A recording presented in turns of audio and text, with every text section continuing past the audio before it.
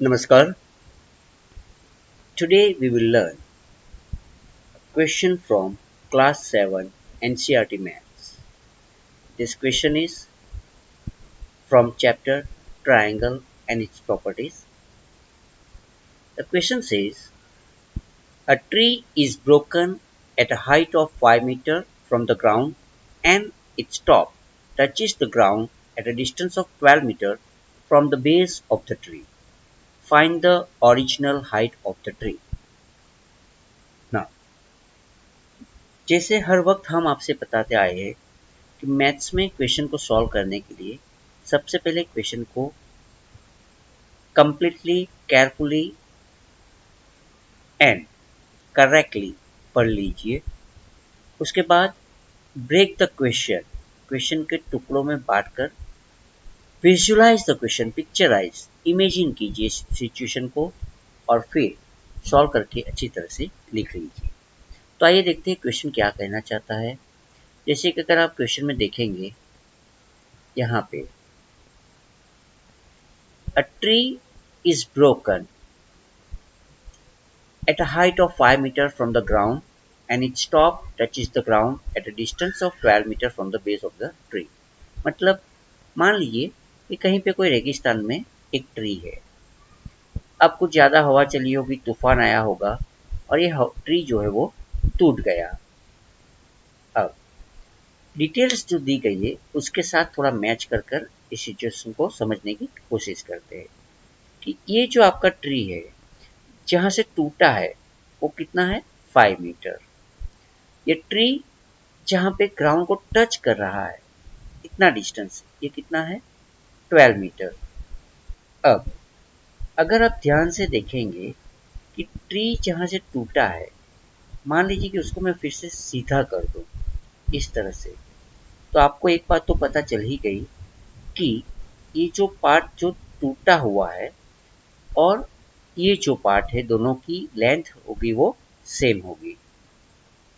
और अगर मैं इस पार्ट को और इस पार्ट को ऐड कर दूं तो मुझे जो है directly total height of the tree मिल जाएगा, जो कि हमारा क्वेश्चन है।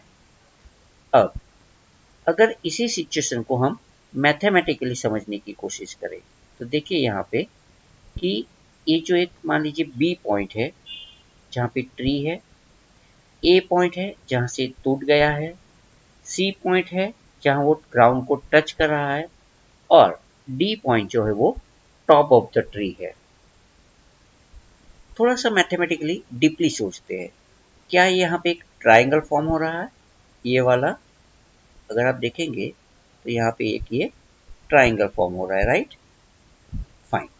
अब ये यहाँ से मैं अगर एक्सटेंड कर दूं तो ये पूरा हमारा ओरिजिनल ट्री का हाइट बन जाएगा। और थोड़ा सा आप ध्यान देंगे तो यहाँ पे हमें जो फॉर्म हो रहा है वो 90 डिग्री एंगल है, ताकि ये राइट एंगल ट्राइंगल बन जाएगा। तो सीधी सी बात है, जब राइट एंगल ट्राइंगल आपके दिमाग में क्लिक हो गया है तो आपको पाइथागोरस रूल क्लिक हो ही गया होगा। तो पाइथागोरस रूल का हम इस्तेमाल करके इस क्वेश्चन को सॉल्व करने की कोशिश करते हैं।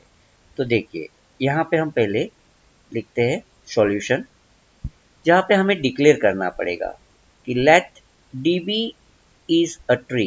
ये जो पूरा हाइट है, पूरा डी बी एक ट्री है। A is a point from where tree is broken. ये जो पॉइंट है यहाँ से ट्री ब्रेक हो गया है। सी इज अ पॉइंट, ये वाला जहाँ पे it touches the ground and B C is 12 metre, जो कि क्वेश्चन में दिया गया है। A B is 5 metre. यहाँ तक तो हमको क्वेश्चन में जो दिया गया था वही हमने लिखा है। अब आगे D B is equal to, ये जो पूरे ट्री की हाइट है D B, that is equal to A B plus D A. अगर हम दोनों को ऐड कर देंगे तो पूरे ट्री की हाइट हमें मिल जाएगी। और ए सी जो टूटा हुआ हिस्सा था वो और ए डी दोनों सेम है, ये हमें याद रखना पड़ेगा।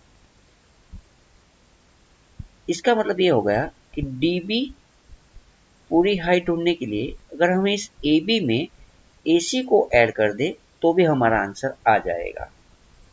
तो इस हिसाब से पहले ये जान लेते हैं कि ये जो ट्राइंगल ABC है वो 90 डिग्री है। तो एज पर Pythagoras rule, hypotenuse square is equal to base square plus height square.